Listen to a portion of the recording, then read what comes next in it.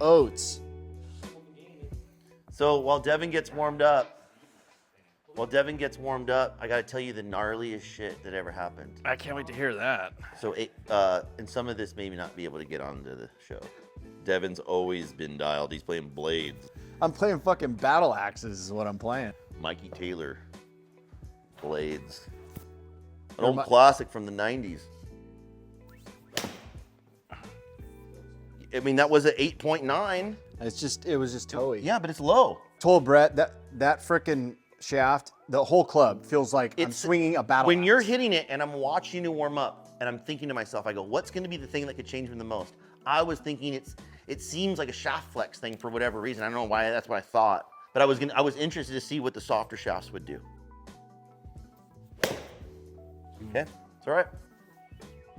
The cool thing is we've actually, the Tiger Strike is talking about perfection. It's not like, we're not like letting you get away with it. So like hitting a golf ball perfect's very difficult to do. We're not taking it lightly. It's either a Tiger Strike or it wasn't. And we're looking for, a 10 out of a 10. Ooh, God. That one was nice. You guys hear that? Pure. Oh, that was money. Come on. Yeah. You could feel that one, man. Yeah, that one in was your good. soul, dude. Freaking doof. That was good. Now, when you hit that last one, how much of the mat did you feel? It's minimal, right? Yeah. So when Tiger Woods was talking to Scotty Scheffler saying, when I hit the ball flush, I notice I don't take a divot. Well, I think this is what he's talking about. When you keep the ball low on the face, you don't take much of a divot. You are a beast. That was hit well. You're the beast. That was hit well. Dude, there was a dog on the Sandlot, dude, and his name was the Beast. All right, Soul Design number 3. We would call this low bounce. Ooh, it didn't record it, but that's okay.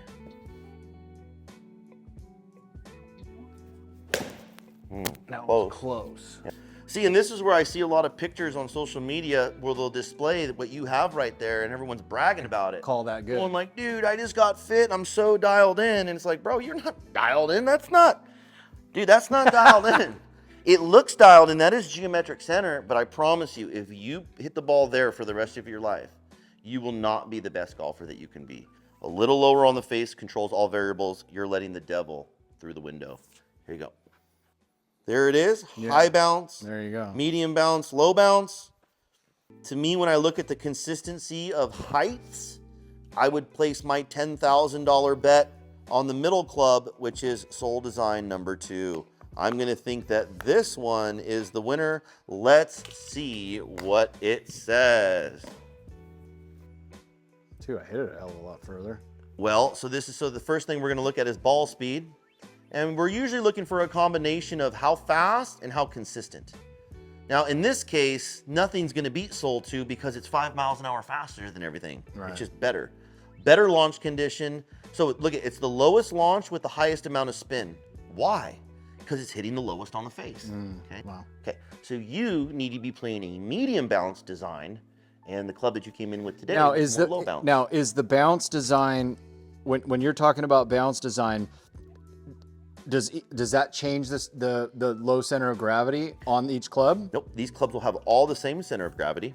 I mean, a little bit maybe. Maybe there's an argument that a higher bounce club could have the CG a hair lower because, again, this part of the club is higher than this part, where this club it's the opposite. Right. So that's my question. I don't think the ball would notice. I mean, that's some really finite stuff. Good question, though. All right, so now what we're going to do is we're going to take that medium bounce golf club that you just did good with, and we are going to now move into a lie angle test. The lie angle will or can help promote Tiger strikes, but more importantly, it's going to help control our face to path. So if our face is getting too open to our path, the ball will start too far to the right and leak too far to the right. If it gets too close to the path, the ball will start left and start to move left on us. An upright golf club might pose that, but the first thing is if you Tiger strike it, we don't know what the ball's going to do yet. It ain't going to go that far right. I know that.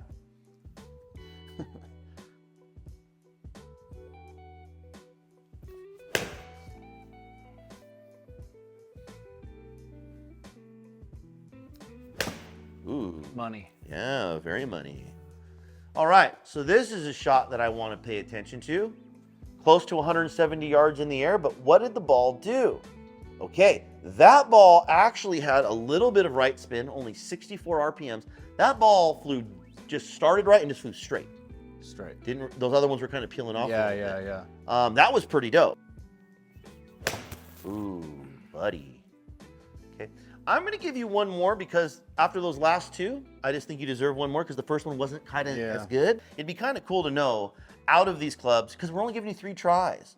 What if you like hit them like mediocrely good? Right. But the thing's like, dude, he swung it exactly the same though. Like, make him swing that one more. Right. And what if you gave you enough tries? You're like, bro, look at the rate, the cadence of that swing with that club. It was the same, and the results were different.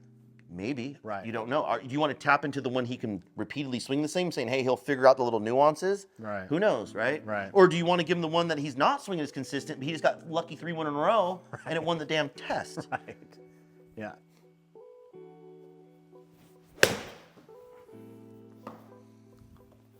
Honestly, that was just a bad swing. Yeah, it's all good. There's going to be plenty of them. We got, there's a lot of swings to do, so we can call that one an outlier.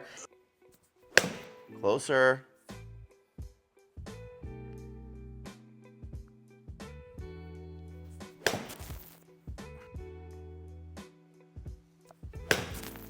Ah, it was toey. Part of it is I was kind of interacting and maybe lost focus, which is possible in these. Yes. I might have just lost focus. Mm-mm-mm. You know what I mean?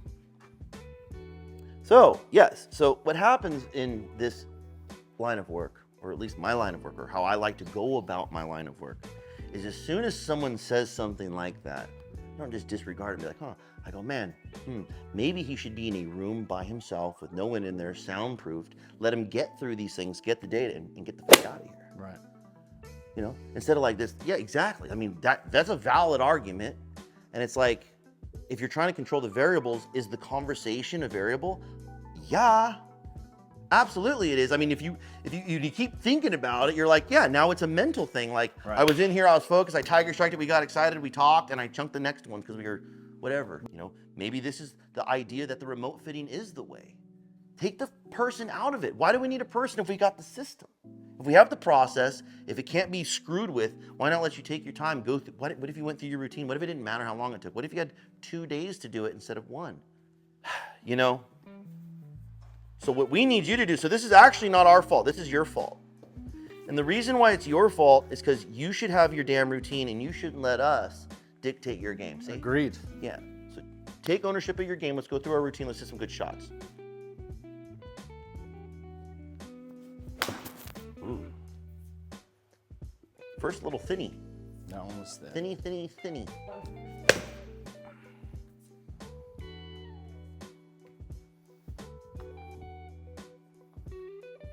He's upright. He's going to be on the upright side of things, for sure. Is the pressure getting to you right now? No. Elf Shoe wins. Ball speed, 117 and a 3.6 standard deviation. It's the fastest by 3 miles an hour, and unfortunately for him, it's also the most consistent. Second tightest dispersion circle, just second to the flat. But man, the flat lie angle is 40 yards to the right of target. Upright lie angle is going to win this test, and that makes sense to me from what I've seen so far. It doesn't scare me. The flat lie angle makes me feel like I need to manipulate my swing. Okay. And we're too old for that. Yeah. Especially me. All right, Devin. What does that club feel like to you, buddy? Feels heavy. This is blue number 1. It's a weight test. And it is I was right? Yeah. Good feel.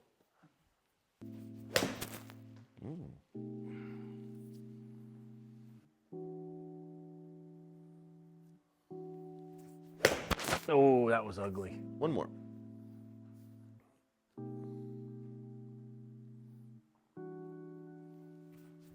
Whoa, Devin. Baby. That was nice. This was very nice. Tap in. Tap her in. One of the cool things is, I've got to watch a lot of people go through this test, so I kind of see small trends here and there.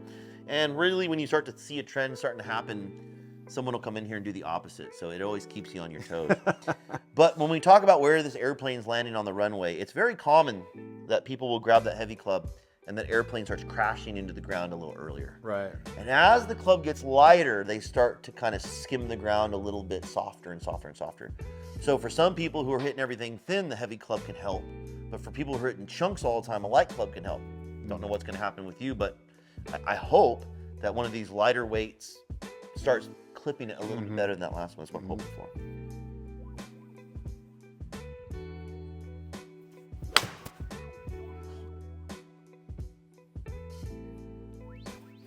Woo! Nice, Deb. Yeah, that one felt better. Could you tell that club's lighter? Than the last one? Yeah. Yeah, for sure. That was the best shot I hit all night. Wow, Deb. Way to freaking summon it. You summoned that shot. And I smoked it too. Dude, I saw this thing today, dude. They had Oprah holding a string, dude, with a little freaking washer on it. And this freaking guy was having her stare at it. And he said, now imagine that thing starting to swivel back and forth. And maybe she was in on it, bro. But that motherfucker started swinging. And he goes, picture it slowing down and starting to go forward and backward. And the thing did. And he goes, think about it going in a circle. And he's like, all your neurons are on the same wavelength as your brain, dude. You can't dispel that shit. And what's crazy, bro, this morning I was in there and there was this like sharp thing in the repair room, like kind of sticking out. And like I bent over to like grab a shaft and I just thought to myself for a second, like, dude, what if I would have stuck my eye? Then all of a sudden I felt like my head getting closer to it. Okay. That's 2 in a row. Yeah, the airplane is landing on the runway further up. I mean, look, 122 ball speed, fastest of the day by far. Right. Most consistent too. It just won. That stayed with that launch angle that you like too. Yeah, because you're hitting it lower on the face. Lower on the face, higher spin will always equal low contact. Dispersion is 174 in a 3-yard spread. It's just a little bit to the right. The problem is no one in the industry would hand you this shaft with any sort of seriousness behind it, because it's the assumption that you're too big and too strong to use this shaft. It's just every good player uses a 130-gram shaft. Why would we tell this guy to play a 70-gram shaft? And it's kind of like, yeah, but race cars in the 50s were made out of steel. And now Lamborghinis are made out of fucking fiberglass. Which car goes faster? Right. Things are changing. The problem is the guys who are on TV, who we use as our barometer, are playing far less than their full potential, but we think that they're playing at their full potential. How do I know or think they're playing at their less potential? Because they're driving 1948 Cadillacs in the day of the space age, where we should be driving freaking cars that haul ass. Nice, Dev. Way to be. Whoa, whoa, whoa. That felt good. Crank that soldier boy. Yeah. Look at that, somewhere centered up. Yeah. Way to be. I think it's super important to just swing. Because part of the problem is I feel like so you show me this club or that club or whatever, and I feel like people will alter their swings. Just swing again the same. And if you feel it, don't fucking worry about it. Let this do whatever it's supposed to do. If you don't do what you just said, we'll never find anything. Exactly. That's why I argue a lot of times, like, does the TV need to be there? Should the TV be back there? Should I not turn the TV on till the end? Right. You know, we want to see our strike location, but should I even let them see it? At the end of the day, what we start to realize, we are our own worst enemy, and it's like, dude, we just need to try to hit it in the sweet spot and send it over that, and then we'll try our best to take care of the rest. I was due for that. It's all right. Nice, deep. Your ball is basically doing the same thing all night. Okay, yeah. A little bit high on the face, but I'm not scared of you shanking this one. It makes me think maybe if this one was a little softer and a little bit lighter, it could have been pretty good. Whoa there, Sparky. How was that? Bottom of that ball is slightly below the first groove. Ball speed jumps up to 122. Backspin goes back up to 6,000. And that ball goes 172. Wait, so you're telling me, ball speed's going to be higher hitting it there than one more groove higher? Yeah. No shit. Yeah, because that club's actually slowing down before that ball's even off. It's like a changeup. Comes at the hand slower. Hand speed's the same, comes out slower. Wow. Circle change. Circle change. You know the circle change? Randy Johnson. Amen, brother. Whoa, he's low on the face now, gentlemen. Who could believe it? Time and space. That one was nice.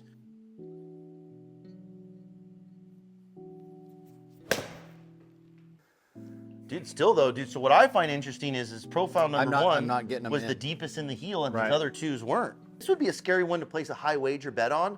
I would bet, if I had to bet just from what I saw, I would bet purple number 3 wins. I don't think it'll be purple 1. I don't know what purple 2. Purple 2 doesn't look so bad here, so I'm kind of scared that it could be good on the screen. Right. But from what I hear out of pureness, I'm going to say purple 3 is going to win this. Let's see what happens. I think we're going to be okay here. Yeah, so you've been a pretty easy test this whole time. One of these in the ball speed department is standing out like a sore thumb every Right. single test we do. Right. Again, sometimes it's harder because the ball speeds will be within a mile per hour and then you're looking for consistency. Mm-hmm. You've been at least like 3 to 4 miles an hour better. So it's hard to say that profile 3 is not going to win when no one's going to give up 3.5 miles an hour ball speed. And again, same thing. Lowest launch, high, like good spin Yeah. rate. That's what's working. All right, so your profile number 3. This shaft has more of the kick point in the middle of the shaft. This other one is basically going from kind of stiff here and working its way softer to the tip section. I get quick and because my forearms, I get real Okay. at the end. You know, which It worked. If I start flexing it at the top as hard as I do it, like I feel like I gain more speed at the bottom than I do. I kind of go. Correct. Yes. And if it was, I believe that. That makes sense to me. Okay. That totally makes sense to me, to be honest. Now what we have to do is an overall flex test. So this will move the face, the strike location higher or lower on the face. But what I'm kind of paying attention to is more, now I'm going to look at side to side a little bit. Because I've noticed that the softer the shaft, the less heel strikes you'll get. I wouldn't deem you a heel striker. I'm much more of a heel striker than you are. But we haven't seen you way out on the toe. You've either been center to heel, center to heel. Right. So I want to make sure that if I'm going to give you a golf club, you have something going out there with the lowest percent chance of ever accidentally shanking a shot.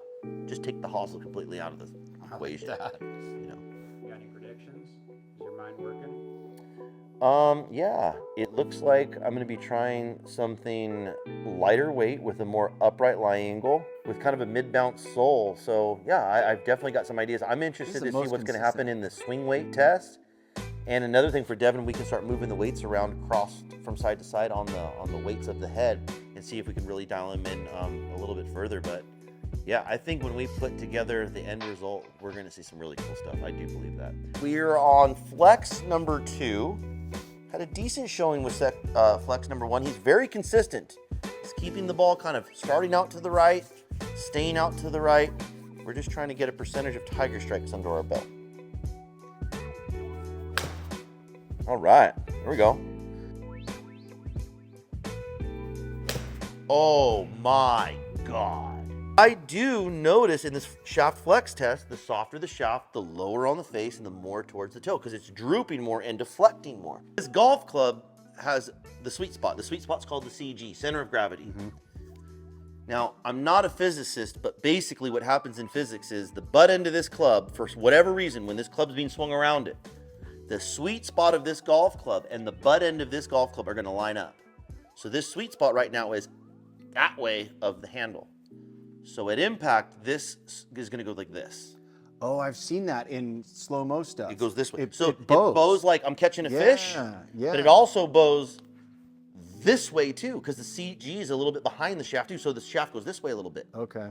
The more flexible it is, the more it will droop and the more it will kick. When you think about that, the shaft that's kicking the most is pushing low point forward, which is what most people need. Right. And then the shaft that's too stiff, I believe, starts to kick too early and starts to move low point back. There's a little bit of this, a little bit of this going on. Again, we're talking. Right. The difference between your good one and bad one is millimeters in the crotch of that ball. That's what's so crazy, and that's why I think the minutia does matter. I don't think you have to be an expert golfer to come to these same conclusions. I would actually argue the opposite. You need to increase your guys' odds a hell of a lot more than a pro's because you guys actually have a wider variance. So being able to get angularly that crotch into the ball time after time after time, I think is going to be an advantage for everybody, not just an expert. And that's where most people get hung up in fitting. They're like, oh, I'm not really that good. Yeah, but when you do hit a tiger strike, because everyone's going to hit a tiger strike in their life. You're never going to go your whole life not hitting a tiger strike. When you do, you should be rewarded with a ball that is going towards the center of that green.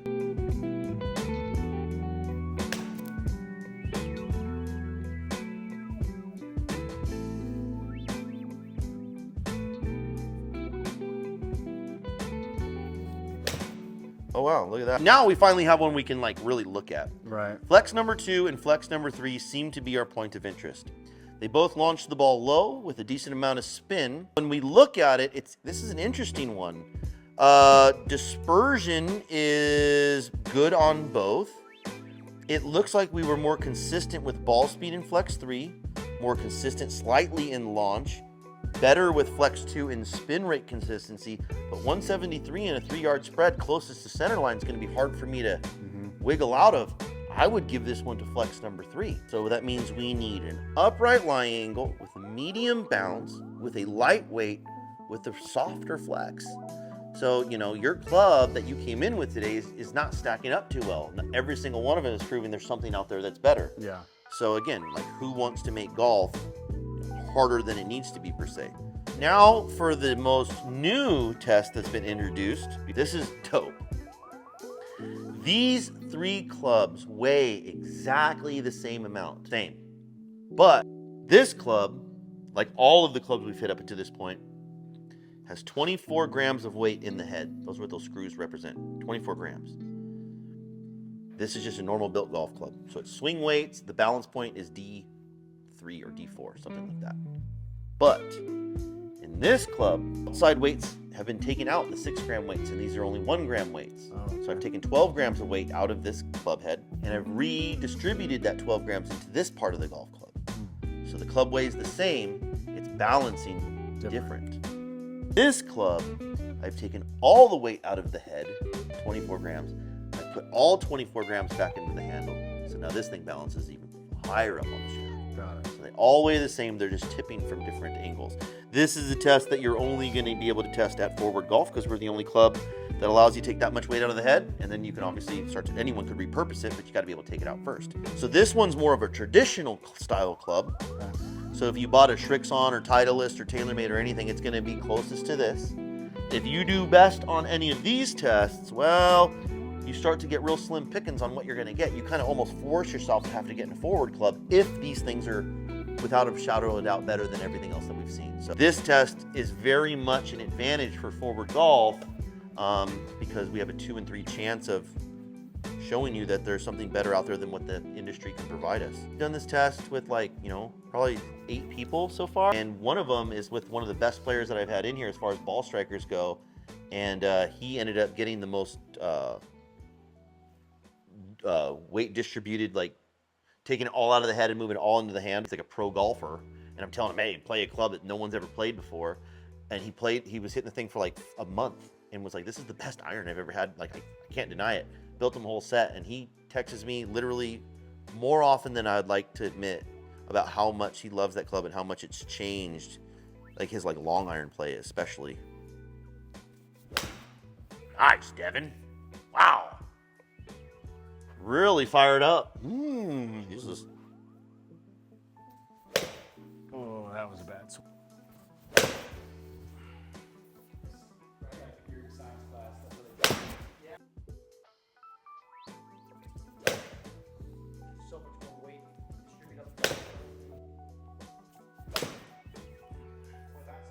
That was a good shot. Yeah, that was a very That was a good shot. How light does that one feel? Feels light. Oh, I shit. I'll knew give you one more. I knew So that. I have a lady at Valley Club playing this club with no weights in it. She won the club championship.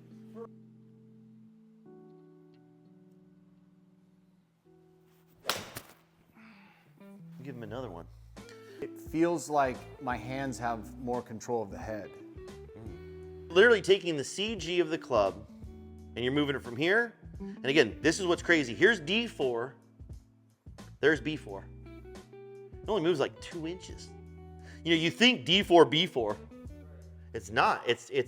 But to think about this club pivoting around this spot rather than this spot is very, very interesting. Jesus, Devin. Yeah. I'm not even trying to convince you.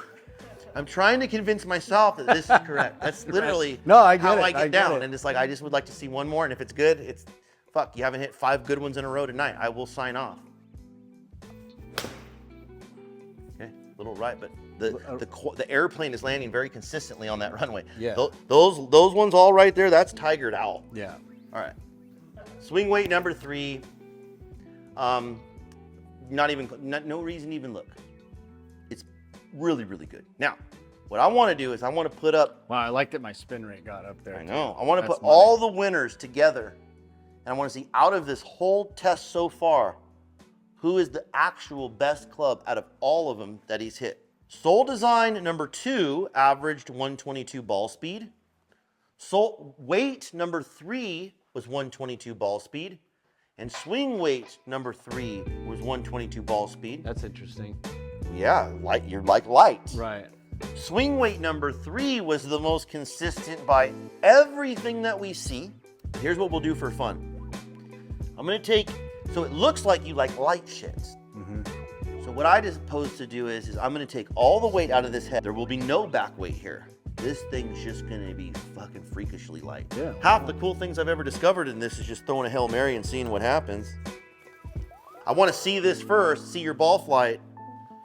Because again, maybe it doesn't have to be as upright as we were thinking. God, I love that I'm not katunking. 169.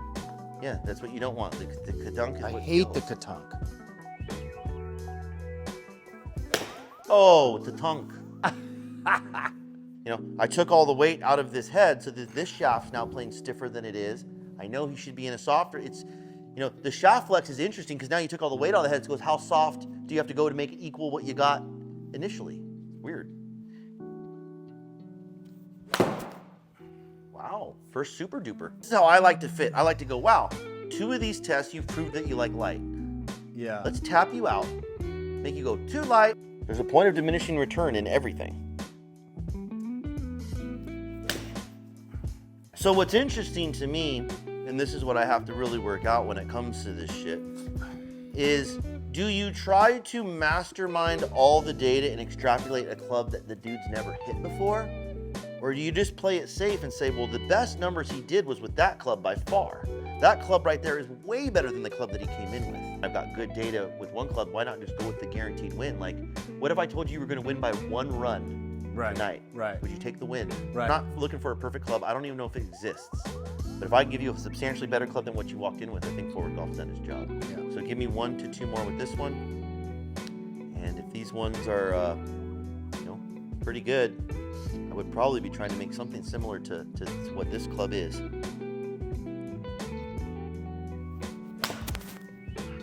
Yep. It would be nice to go practice at the range knowing you were going to hit the ball somewhat like that and then try to mess with where it's going, But right there, that thing's perfect.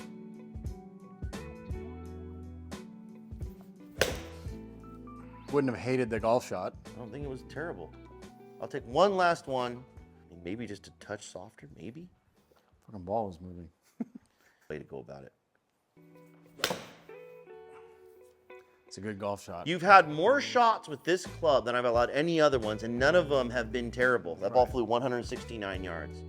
All right, we have ourselves a winner. This club right here is swing weighting at B4, so all the weight's taken out of the head. All that's being distributed here. So this is balancing much more towards the middle of the shaft than way out here. What that's allowed Devin to do is to stop dragging the handle for so long and start allowing that club to come undone so that he can get that leading edge closer to the ball and be a little bit more, clean off the strike, or at least that's what it's looking like. Don't let me scare you, but I want to see this thing maybe 1 degree more upright than it is. So that's what we're going to do. We're going to make Devin a sample club, a forward medium bounce built just like this, have him go out, test it against his current gamers. If it checks all the boxes, we'll end up making him a set. I enjoyed the process, that's for sure. The thing that's fun, like I had no idea about taking the minus, subtracting, adding, and in particular because I know I hold off. So yes, get me in something that that goes. It makes me think in like wedges. If I had a wedge that was a little bit lighter here and a lot more weight here, maybe I could get a little bit more of a clean release. Your mind goes all kinds of stuff with this. Tell me what the shaft was. What this shaft is? The one that the script that you want to write. So this shaft, when we look at the flex test, this shaft is slightly stiffer than the flex test because we got all this weight out of this head. Okay. So what I want to try to, again, I'm going to make my best educated guess on what I think would work. So I got to look at the data. I think I want to make something exactly like this. I want to make the shaft a little bit softer. I want to make the club a little bit more upright, but together that's dynamically still going to droop, you know, it's still going to do all this stuff. This shaft, though, I believe is 105 grams, and you tested better with something a little bit lighter weight. Gotcha.